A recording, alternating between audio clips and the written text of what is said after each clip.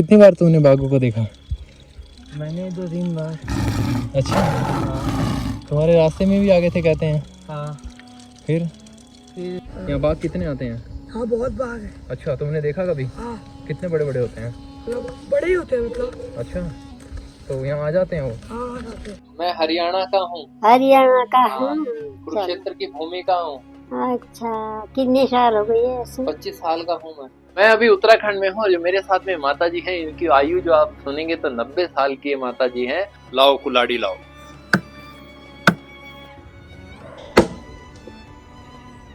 इतने दिनों बाद मैंने कुल्हाड़ी चलाई, थक गया मैं, मेरे हाथ में भी छाले पड़ गए।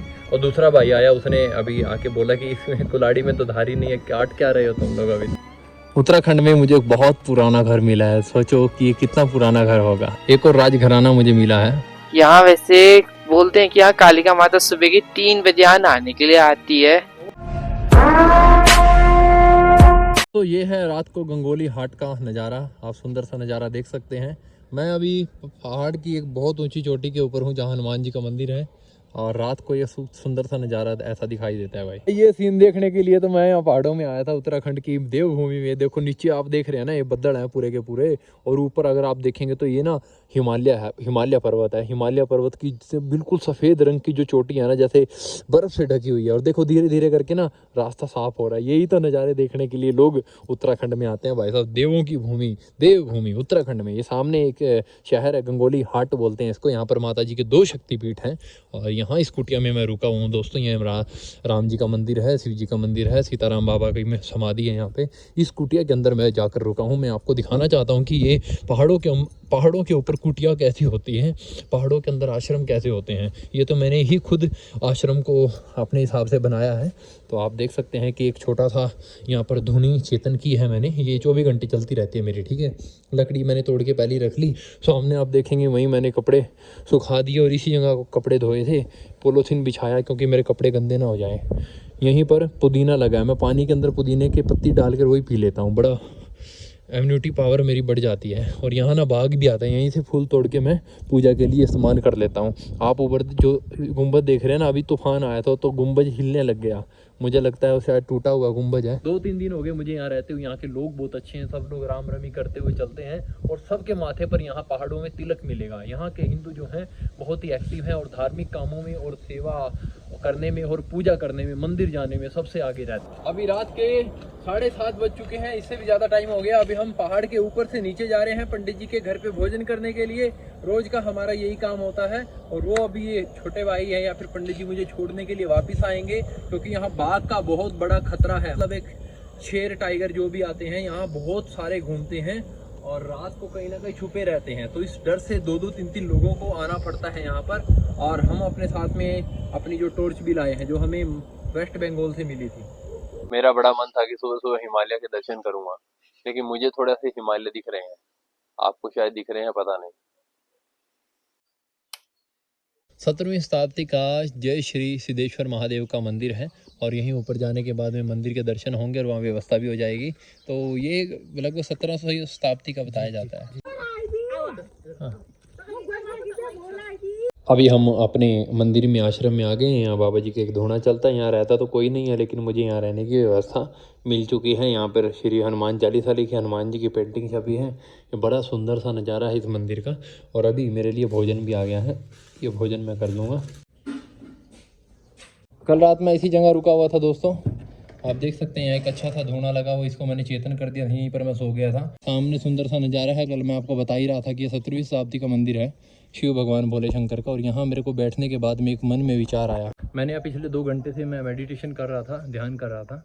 इस उत्तराखंड की देवभूमि में बड़ी शांति है। तो इस यात्रा को छोड़कर मैं कहीं एक ऐसी गुफा में, शमशान में, जैसे ये भी एक अच्छी जगह, यहाँ कोई नहीं रहता है, यहाँ भी रुक सकते हैं।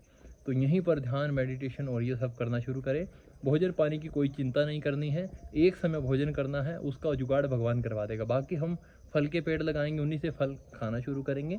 एक समय भोजन, बाकी समय फल पानी, बस यही। और अपनी तपस्या करो बहुत ही कम कपड़ों में, बस इसमें ही रह जाओ, यहीं रह जाओ, ऐसा मेरा मन हुआ। आप क्या बोलना चाहेंगे यात्रा के बारे में? आपने काफ़ी समय हमारे साथ बिताया।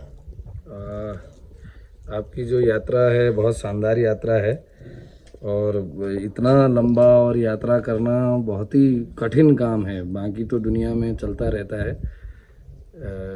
लेकिन ये यात्रा, इतनी लंबी यात्रा करना और भारत में भारतीय संस्कृति का संदेश देना आज के दिन, और आपके जैसे युवा ये बहुत ही कम रहते हैं, कम पाए जाते हैं। आपके साथ रह के और बहुत कुछ नई बातें समझना, क्योंकि यात्रा में जितनी चीज़ें आपने देखी हैं। मैं जा ही रहा था तो ये भैया हमें मिले हैं यहाँ पे और ये बोले कि हम अपना सामान लेकर जा रहे हैं। 10-12 किलोमीटर तक जा सकते हैं। अपना बैग एक वहाँ रखा गया, एक नीचे हम अपना ये वाला बैग लेके बैठ जाएंगे। हम अभी सरयू नदी के पुल पर, जो कि बागेश्वर उत्तराखंड से निकलती है दोस्तों। और ये सरयू नदी है, कितना साफ और सुंदर पानी है इस नदी का। ये ही नदी है दोस्तों शायद जो अयोध्या में जाकर निकलती है, सरयू नदी। उत्तराखंड के लोग जो है बहुत ही ज़्यादा मदद करते हैं एक दूसरे की, बिना भरोसा किए बेचारे मदद कर देते हैं। लेकिन सिक्किम में ऐसा नहीं था। सिक्किम में आपको हर व्यक्ति को आईडी दिखानी पड़ती है, तब जाकर आपकी मदद करता है, क्योंकि वहाँ पे बाहर के लोग ज़्यादा घुस जाते हैं। देखेंगे पनार, जिसको मैं पनीर बोल रहा था, 0 किलोमीटर, और गंगोली हाट जो है 45 किलोमीटर। सरयू नदी के किनारे कुछ देर चलने के बाद में, उस पुल को क्रॉस करने के बाद 1 किलोमीटर दूर बाद में अभी रुक गया हूँ। थोड़ा थकावट हो गई ज़्यादा यहाँ पे, क्योंकि पहाड़ी इलाका है और यहाँ कोई है भी नहीं है।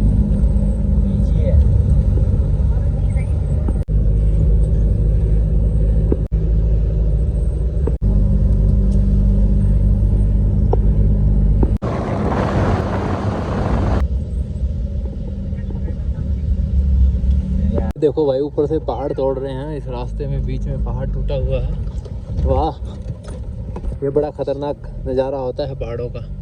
गाड़ी से मुझे लिफ्ट मिली है लगभग 40 किलोमीटर की। यहाँ गांव के कुछ लोग बैठे हैं। छोटा सा गांव है जिसका नाम है दूनी। वे गंगोली घाट पहुँच चुके हैं। बढ़िया अच्छी सुंदर सी मार्केट है, आप देख सकते हैं। खुला का बाजार है। पहाड़ों के अंदर खुले बाजार मिलना मतलब समझ लो किस्मत की बात है। तो भंडारी भाई अपने को लिफ्ट कर रहे हैं। भाई पूजा का सामान खत्म हो गया था, थोड़ा सा तेल है और अभी ले लेता हूँ। यहाँ पे देखते हैं कौन से वाला तेल मिलता है। फिर में कोई पुजारी होगा, महाराज होगा, उसके लिए थोड़ी मिट्टी आम ले लिए हैं। रास्ते से होते हुए जा रहा हूँ मैं। देखो मेरी तरह किसी एक आदमी ने भी पहाड़ों पे कुछ सामान उठाया है जो कि बहुत भारी है। देखो कितने सुंदर सुंदर से घर हैं यहाँ पे। पहाड़ के ऊपर हूँ मैं अभी गंगोली घाट में। ये देखो पहाड़ के ऊपर कितना सुंदर सा शहर बसा हुआ है। लोगों का यहाँ सुबह का आना जाना लगा रहता है। ये तो बहुत सुंदर है देखने में। ये भाई हनुमान मंदिर का गेट आ गया। घर से एक लड़का निकल कर आया, बोला ऊपर पुजारी नहीं है, मंदिर बंद है। मैंने कहा भाई पुजारी का नंबर लाओ, हम बात करेंगे।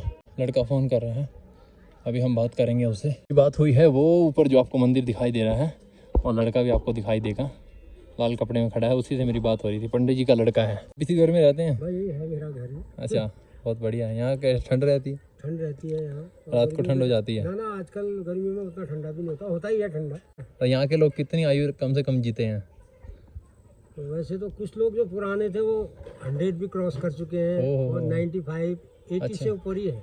अच्छा। और आज की जनरेशन में तो नए जो है वो कोई तो 50 क्रॉस भी नहीं कर पा रहे। खड़ी सीढ़ियाँ आ गई हैं और बहुत ऊपर जाना है अभी। सीढ़ियों से ऊपर चढ़ना बड़ा मुश्किल होता है। वैसे खुली चढ़ाई हो ना, सीधा रास्ता तो आदमी चढ़ सकता है। बड़े सांस चढ़ गए। हाँ राम राम। मैं सनातनी हर्ष बोल रहा हूँ हरियाणा से। 1000 दिन के लिए भारतीय संस्कृति बचाने के लिए मैं यात्रा कर रहा हूँ अभी। और मैं अभी जागेश्वर धाम से आया हूँ, लाल बाबा के पास से। हाँ, लाल बाबा को जानते हैं आप वहाँ पे? अच्छा अच्छा, वहाँ के महामंडलेश्वर हैं जागेश्वर, अपने लाल बाबा जी। अच्छा, उन्हीं के पास से आया हूँ। तो उन्होंने मुझे बोल दिया था कि आप या तो काली घाट रुक जाइए ये माता जी के मंदिर में, और या फिर हनुमान जी मंदिर जाएंगे, वहाँ पुजारी जी मिलेंगे। तो पुजारी जी तो नहीं है, उनके बेटे जी हैं यहाँ पे। तो उन्होंने कहा कि मैं आपकी बात करवा देता हूँ, एक बार बात कर लीजिए। अभी ये मंदिर है और मंदिर में एक बहुत अच्छा एक प्यारा सा धोना है। और यहाँ मंदिर में शायद कुछ दिनों से यहाँ मंदिर में कोई आया नहीं है, और यहाँ पूजा पाठ होती रहती है। मंदिर के कमरे की हालत तो बहुत ख़राब है दोस्त। अभी मेरे साथ में एक लड़का है, यहीं आसपास में ही रहता है लड़का ये। अभी हमने जिस आदमी से बात करी उनके बच्चा ये कह रहा है कि यहाँ तो बहुत खतरा है। यहाँ बाघ कितने आते हैं? हाँ बहुत बाघ है। अच्छा, तुमने देखा कभी? हाँ। कितने बड़े बड़े होते हैं? मतलब बड़े ही होते हैं मतलब। अच्छा, तो यहाँ आ जाते हैं वो? हाँ जाते हैं। तो किसी को अटैक तो नहीं किया आज तक? नहीं आज तक तो इधर किसी को नहीं किया अभी। अच्छा चलिए, आज हमें कुछ सनातनी हमारे मित्र प्यारे, हमारे छोटे बड़े भाई सब मिले हैं और शिव मंदिर के सामने ही हमने अभी अपनी भारतीय संस्कृति के बारे में एक छोटी सी मीटिंग करी है, और ताकि हम आने वाले समय में भारतीय संस्कृति के लिए अच्छे से अच्छा काम कर पाएँ। बोलिए सत्य सनातन धर्म की, गौ माता की। मैं हरियाणा का हूँ। हरियाणा का हूँ।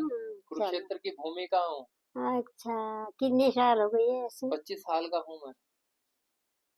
ऐसा बन के कितने साल हो गए? तो 2 साल हो गए। आपकी उम्र कितनी हो गई माता? अभी 90 साल हो गई आपकी उम्र? हाँ हो गई। तो माता जी आज मैं मिल रहा हूँ एक हमारे, मैं अभी उत्तराखंड में हूँ, जो मेरे साथ में माता जी हैं, इनकी आयु जो आप सुनेंगे तो 90 साल की माता जी हैं। और भगवान इनकी वो आयु को, हमारा खान पान और रहन सहन और हमारी जो रहने की जो कला थी वो हमारी कहीं ना कहीं खराब हो गई, तो इस कारण हमको आश्चर्य लगता है। तो आप उत्तराखंड की भूमि में अगर आते हैं तो आपको 90 साल की माता जी के दर्शन होते हैं। और जब मैं आपको हर बार बताता हूँ कि 126 साल के मुझे संत के दर्शन हुए, 137 साल के संत के दर्शन हुए, और मैं अभी भारत की सबसे बड़ी खोज में हूँ, जहाँ मैं 2100 साल पुराने एक ऐसे संत के दर्शन करना चाहता हूँ जो कि लुप्त हैं, उनको ढूंढना है। अभी हम मंदिर की तरफ बढ़ रहे हैं सीढ़ियों के साथ में, और हमारे साथ में पंडित जी हैं, पंडित जी के लड़के हैं, मुझे छोड़ने के लिए अभी आए हैं। रात का व्यू नीचे का कुछ ऐसा दिखाई दे रहा है, बड़ा सुंदर सा नज़ारा है यहाँ का। छोटा सा शहर बसा हुआ है, ऊपर मंदिर में जाना है। तो पंडित जी कह रहे हैं कि 5 बजे के बाद ही उठना, आपको बाघ का सामना भी करना पड़ सकता है। बड़ी इंटरेस्टिंग होती है ऐसी जगहें, यहाँ दरवाजे के बाहर खतरा हो। कितनी बार तूने बाघों को देखा? मैंने 2-3 बार। अच्छा, हाँ तुम्हारे रास्ते में भी आगे थे कहते हैं? हाँ। फिर इसके बाद मैं नीचे को भाग गया, फिर नीचे गांव वाले को बुलाया, फिर इसने फ़ोन की वीडियो खोली, बनाया इसने वीडियो, फिर यहाँ को आगे चलते हुए। अच्छा, डर नहीं लगता? डर नहीं लग रहा है। अब नहीं लगता डर? हाँ, आपको लग रहा है? नहीं। ये मुझे पूछ रहा है कि आपको डर लग रहा है। भाई हमारे तो मन में एक बात चलती रहती है, वैसे तो देखो डर सबको लगता है। हाँ। मौत अंत है नहीं, तो मौत से भी क्यों डरे, कि जाके आसमान में दहाड़। तो देखो जन्म और मृत्यु दोनों है, जब मृत्यु है तो वो तो आएगी ना, एक दिन जरूर आएगी। आपका इस जीवन में क्या रोल है, उस रोल को तो पूरा करना ही पड़ेगा, चाहे दुख हो या सुख हो।